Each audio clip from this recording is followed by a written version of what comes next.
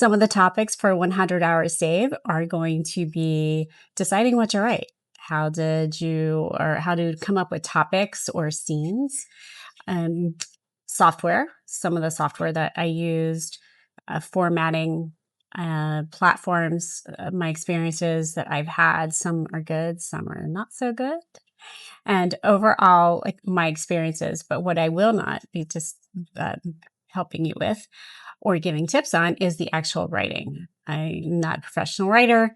I'm going to leave that to other folks who are much more educated and smarter than I am. But I will guide you to some of those folks that helped me improve what I wrote, especially at the end, help me really clean it and tighten it up a little. So I will cover that. So stay tuned.